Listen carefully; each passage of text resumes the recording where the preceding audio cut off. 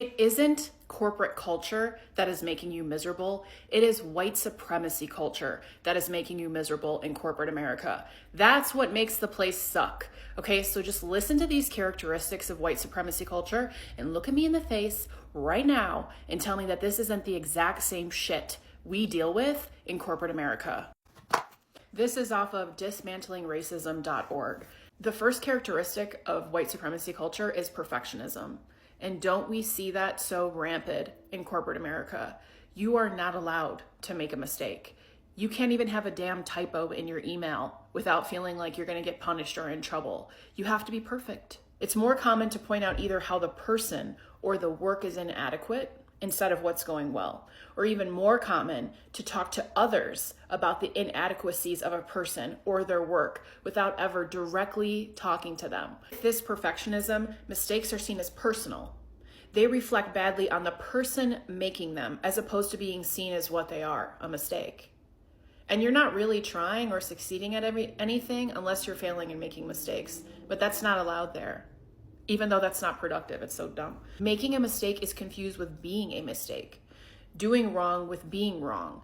Little time, I love this one, it's so true. Little or no learning from mistakes. So you notice when you point out mistakes in these environments, they don't want to hear about it because they don't want to learn from their mistakes. My neighbor needs people to know he has a really loud car. Yay. In perfectionism and white supremacy culture, people are often feeling internally that they are failures. They're often having very strong inner critics and they're really brutal on themselves. That's the perfectionism of white supremacy. So every time you're critical of yourself, just know that that's just buying into white supremacy, and white supremacy is stupid. So the antidotes is the organization needs to take time to make sure that people's work and efforts are appreciated. Who knew that's actually freaking important? And they're definitely not doing it. Developing a learning organization. So this is saying also creating an environment where people can recognize that mistakes sometimes lead to positive results. Separate the person from the mistake. When offering feedback, always speak to the things that went well before offering criticism. Ask people to offer specific suggestions for how to do things differently. Realize that being your own worst critic does not actually improve the work, often contributes to low morale among the group, and does not help you or the group to realize the benefit of learning from mistakes. The second characteristic of white supremacy culture is a sense of urgency. And tell me right now, I feel like that, if you don't think that that's one of the biggest problems with corporate America, you don't know what you're talking about. Corporate culture is white supremacy culture, part 2. And the second characteristic of white supremacy culture is a sense of urgency. And if you haven't been personally victimized by an unnecessary sense of urgency in your corporate 9-to-5, then I don't think you're paying attention. This is from dismantlingracism.org. It's saying that there's a continued sense of urgency in white supremacy culture that makes it difficult to take time to be inclusive, encourage democratic and or thoughtful decision making, to think long term, and to consider consequences.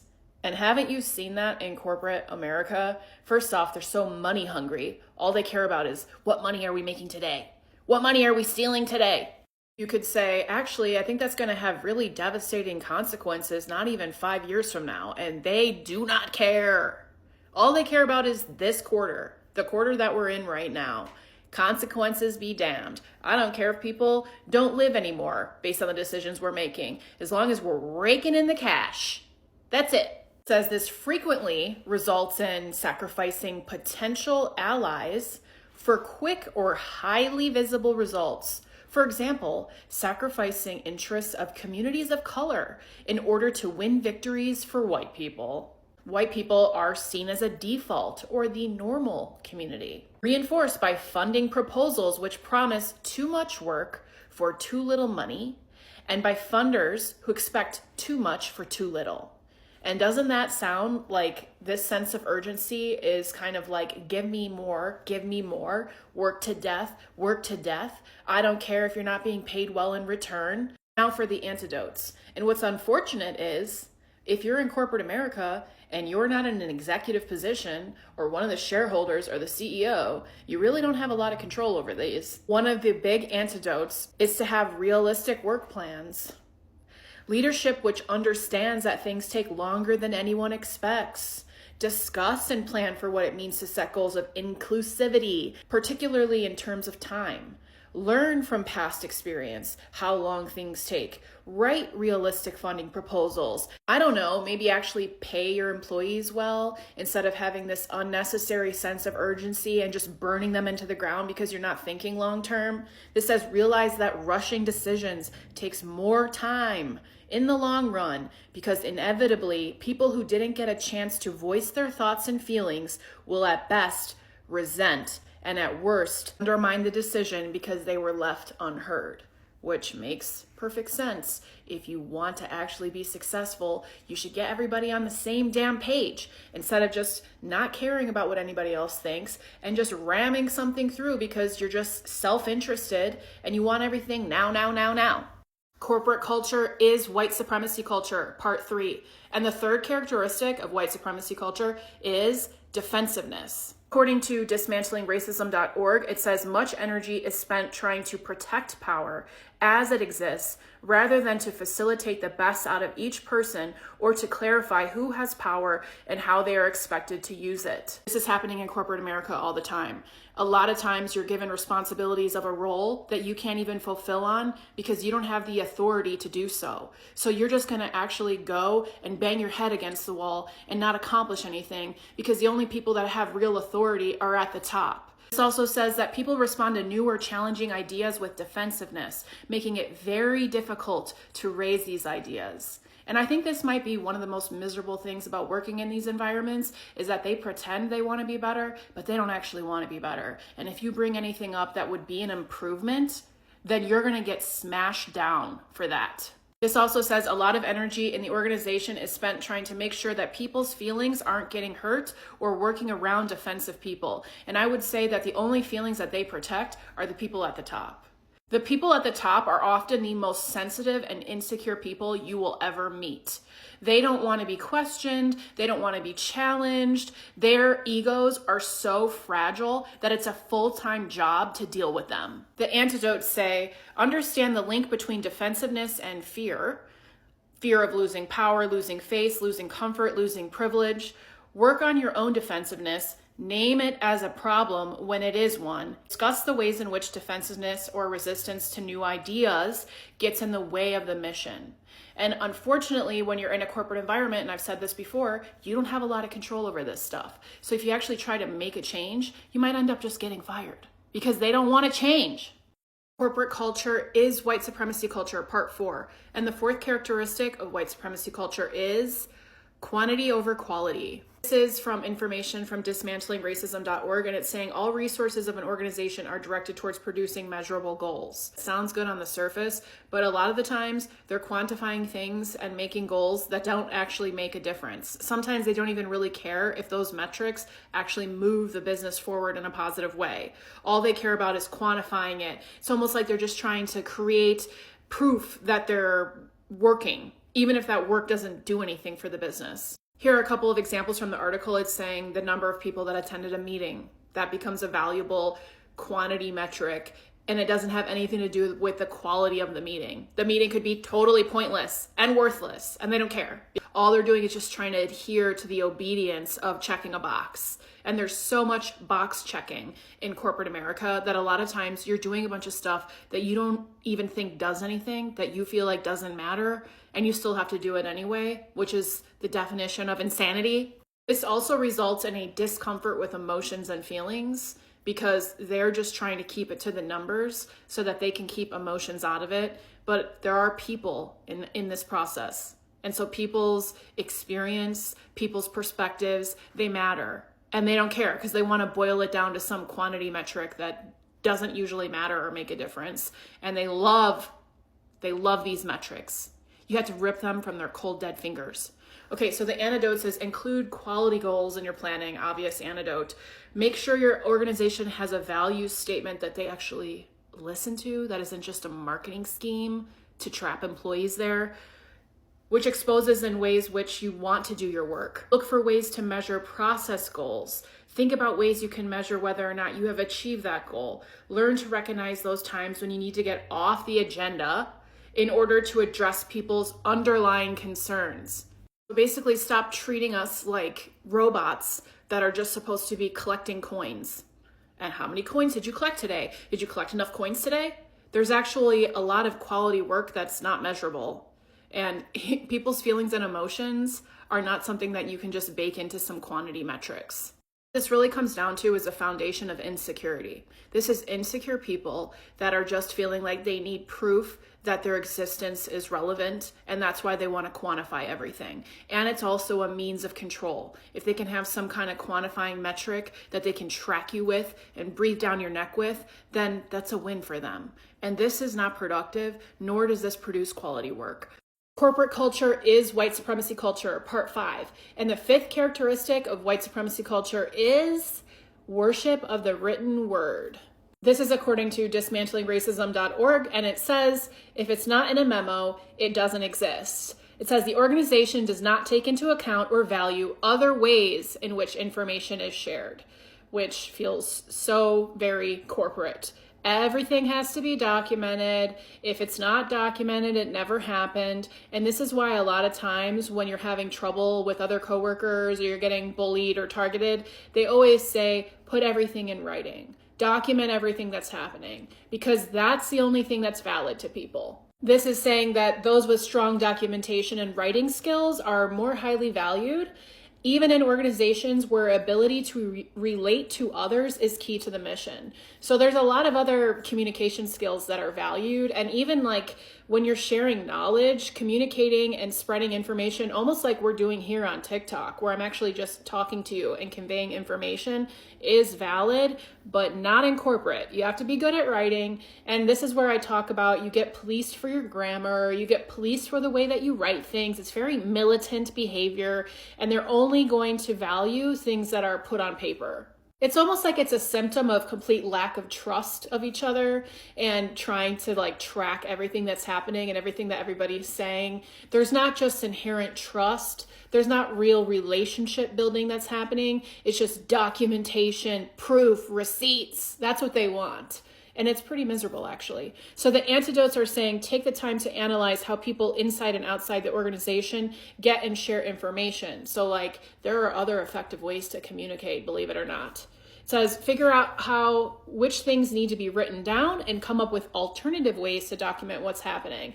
That way you could actually move more efficiently instead of doing it in this regimented, stuffy ass way that they're doing it. It also says work to recognize the contributions and skills that every person brings to the organization. So I don't know, maybe appreciate diversity, maybe realize that some people aren't all into writing and documenting everything. There's other forms of communication that exist that are even more effective in certain situations. So maybe we should just, value people's differences.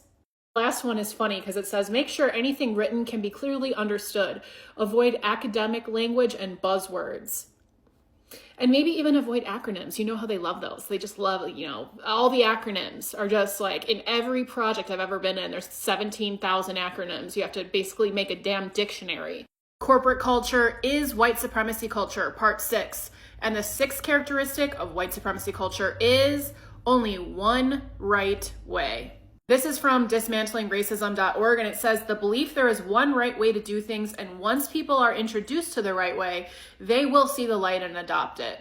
So instead of having creativity, instead of looking at things like there are multiple ways to achieve this goal, let's come up with a plan together on how we're going to do it, they want to prescribe how you're going to execute, which is completely going to constrain your creativity and just be miserable order taking. But they love that. They value that so much. It also says when they do not adapt or change, then something is wrong with them. So if you're not on board with this one single correct way to do something, which feels, again, very militant and totally lacks any type of innovation or keeping it interesting whatsoever, especially if you're neurodivergent, they're not going to care. They're going to be mad that you disagree. This can be really, really frustrating when you take on a role thinking that you're going to be able to come up with new ideas and come up with solutions to accomplish something, only to find out that the executive team already has a prescribed way of doing it, doesn't want you to think about it, just wants you to execute on what they say.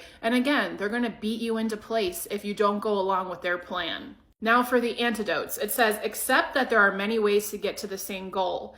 Now I'm going to say this again, I've said it every video. If you're not in a position of power in these organizations, it's going to be extremely difficult for you to change the culture and influence from the bottom up. The way that things are operating is way bigger than you are, and you're just going to burn yourself out trying to change the culture. And that's been my experience. I don't know if anybody else has experienced that. It says, once the group has made a decision about which way will be taken, which even having the decision on which route you should take to meet the end goal isn't even really usually an option. Usually the top executives think that they should always be dictating that. That's what they think leadership is. It's saying, though, that if they actually did allow you to pick the route, honor that decision and see what you and the organization will learn from taking that way. So I don't know, maybe try different paths. Think about that. Try different ways of doing things instead of, we've always done it this way. We've always done it this way. And a lot of times you'll get into companies and they'll be like, we don't want to do it the way we've always been doing. And then when you get into the company, you usually find actually they don't have any intention of changing. They want to stick to the way that they know. They want to dictate the plan, and they want you to shut your mouth and execute. Corporate culture is white supremacy culture, part 7. And I have been dying to get to this one. I want to talk mad shit about this one. The 7th characteristic of white supremacy culture is paternalism. First, let's just get clear on the definition of paternalism. It is the policy or practice on the part of the people in positions of authority of restricting the freedom and responsibility of those subordinate to them in the subordinate's supposed best interest. And isn't this what corporate America consistently does to us? They treat us like we're children. They act like we're not even adults. And I think it's really just because they see themselves as being higher up in the hierarchy automatically means they always have the best interest, that their way of doing things is smarter, faster, better. This is why they're making us return to office, because they're treating us like we're children. Like if we're not on the playground where they can watch us and supervise us, we're not going to behave correctly. According to dismantlingracism.org, it says decision making is clear to those with power and unclear to those without it, which happens all the time. You do feel like a helpless child. You get and take the job, but then they don't feel like they trust you to make any decisions, which is ridiculous because we're full-grown adults. We have just as much ability to understand complex thought as they do, but we're not allowed to really make any moves or do any decisions without them. Those with power think that they are capable of making decisions for and in the interests of those without power. So they think just because they have the power, they're better off deciding what's best for us. Like we can't think for ourselves. Like we don't have brains, even though they're hiring us to complete complex work that does require a lot of critical thought. And I think a lot of times we have more critical thought than they do. Here's another one that is so true. Those with power often don't think it is important or necessary to understand the viewpoint or experience of those from whom they are making decisions for. So I just talked to somebody that I know that works at a large corporation, and they said that they didn't even really answer questions about a 5-day return to office mandate. First off, a 5-day return to office mandate is more in office time than before the pandemic. So first off, I have a question. Why is it getting worse? And second off, why don't people have a say? If all of your employees think that they're more productive at home and the data supports that they're more productive at home, now I'm wondering, why are we being forced back into office like our parents are dragging us by our ear? It also says those without power understand they don't have it, and they understand who does. And haven't you had those experiences where you're trying to get something done and you can tell people aren't going to do what you say unless you are given the power to make those changes, and you go try to talk to your manager or try to talk to the executive team, let them know, hey, I'm not able to push this through. And they're like, what do you mean? Well, the reason I'm not able to effectively do it is because you've terrified the entire organization into not moving a muscle until you tell them to.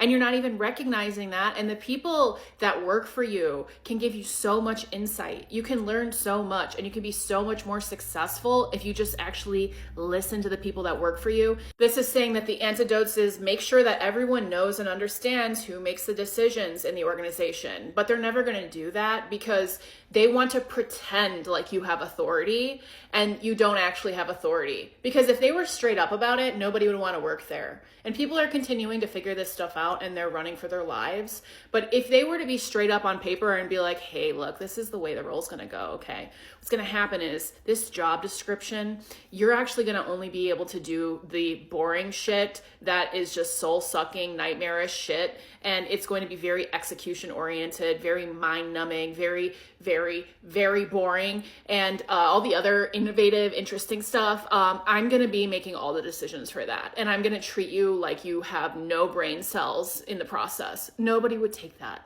Nobody would want that. So it says, know and understand their level of responsibility, know and understand the level of authority in the organization, include people.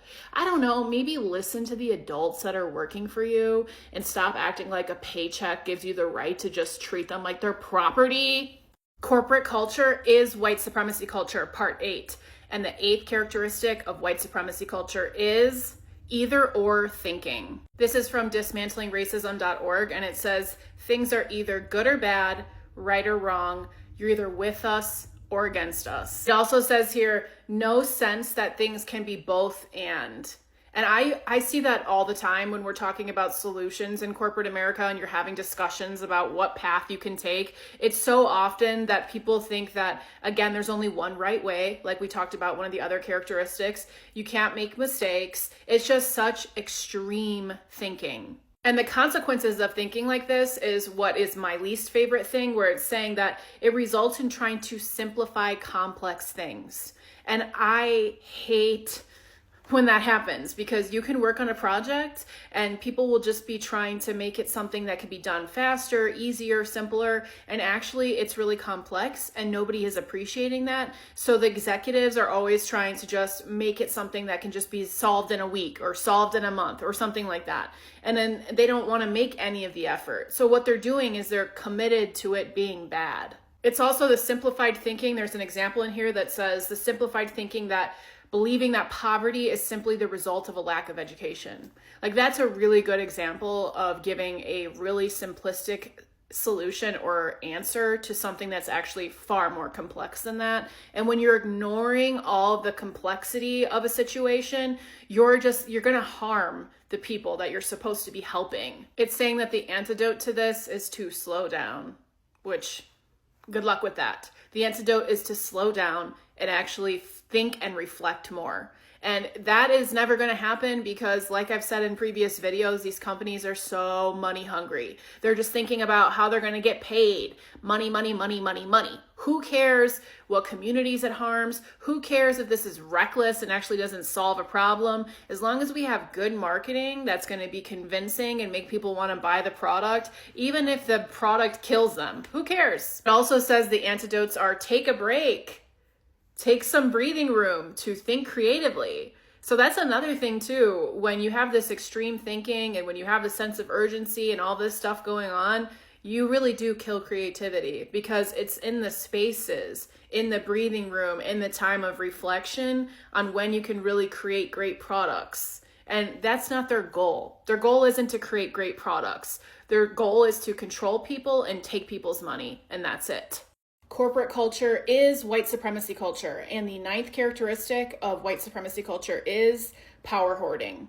Do you feel like there's power hoarding in corporate America? Because I definitely saw it during my career. It really felt like the only people that had power were the people at the top, and everybody else had no power at all. No authority to actually do their jobs, and they're all just fighting each other to the death and accomplishing nothing. According to dismantlingracism.org, it's saying that there is little, if any, value around sharing power. So they don't see the benefit in these organizations on empowering the teams to actually have authority to do their jobs. Power is seen as limited or scarce, only so much to go around, which is not true. The more that we empower each other, the more effective we have, and there is not a limit to power. Those with power feel threatened when anyone suggests changes in how things should be done in the organization. Feel suggestions for change are a reflection on their leadership. This is what makes these supposed careers so miserable, because you're not actually allowed to change anything. So you're not actually allowed to grow or develop or expand or move forward. It's like you're stuck in the same place, consistently executing the same idiotic systems and processes over and over and over again, which is the definition of insanity. And if you were to bring up anything that needed to be changed, and it can be really frustrating when you take a role in the company to make internal improvements, by the way, when you try to bring up anything to change, you will get decimated by everybody around you. Peers that feel threatened, leadership that feels threatened, they're all trying to defend to the death the status quo. To add to this, those with power don't see themselves as hoarding power or as feeling threatened. So they don't actually even see the problem, so they're never going to change. And those with power assume they have the best interests of the organizations at heart and assume those wanting to change are ill-informed, stupid, emotional, or inexperienced. This is saying that the antidotes for this is to include power sharing in your organization's value statement and actually mean it, instead of using value statements and mission statements in a company as good marketing, but you're actually full of shit.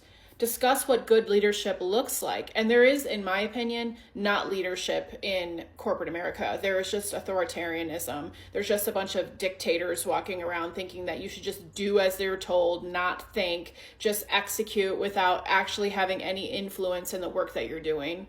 A good leader develops the power and skills of others. Understand that change is inevitable and challenges to your leadership can be healthy and productive. Make sure the organization is focused on the mission. So if these are all things that you actually want to be doing, I have the opinion that you cannot accomplish these things in corporate if you're not in a position of power, because they have no interest in changing and they're always going to function this way.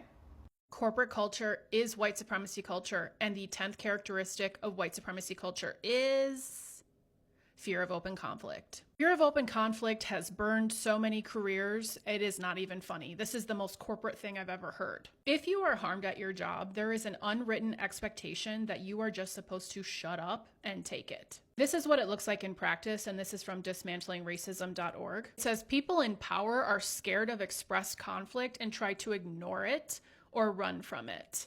And notice it's saying people in power, so the people that actually can do something about the conflict.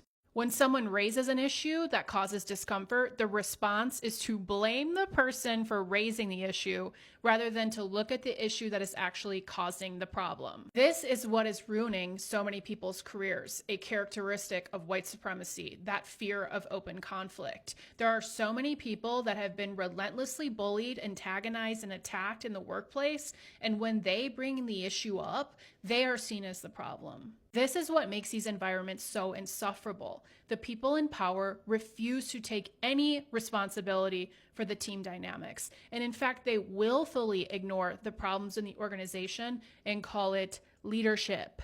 In my opinion, this is a nightmare for neurodivergent people for so many reasons. First, your justice sensitivity alarm is going to get fried in an environment like this. There are so many injustices happening all around you, and you are not going to just be able to look the other way. The other reason is that you're going to be seen as different. You just fundamentally stand out as different in an environment like this. And if something happens to you, you're not going to just take it. You're going to want to fight. And even if it's justified, it's not going to matter, because you standing up for yourself, you advocating for yourself is going to be seen as what the problem is, not the harm that's being caused to you. They want you just, once again, to shut up and take it. So why is this happening? It's happening because one of the tenets of white supremacy is that fear of open conflict, because people believe that you're supposed to be polite, you're supposed to be good, and if you're not doing that, you're a problem, even if something bad is happening to you. That means they see raising issues as being impolite, as being rude, as being something that you're not supposed to be doing, no matter what it's about. That means that they only care about optics. They do not care about integrity. When it comes to conflict, they will happily bury it, then address it or fix it, no matter how detrimental it is to the organization. So often, the people that are getting fired are not the people that are actually causing the problems, but the ones that are pointing it out. Here are the antidotes from dismantlingracism.org. It says, role play ways to handle conflict before conflict happens. So actually invest in the idea of conflict resolution instead of just running and burying your head in the sand. Distinguish between being polite and raising hard issues. Don't require those who raise hard issues to raise them in an acceptable way, especially if you're using the ways in which issues are being raised as an excuse to not address those issues, which makes sense. Once a conflict is resolved, take the opportunity to revisit it and see how it might have been handled differently. So I don't know, like learn from the things that happen that go wrong in the organization and actually get better. Because otherwise it's just a Groundhog Day over and over and over again. You're just really reliving the same bullshit every single day where people pretend like all the toxic shit that's happening is not happening.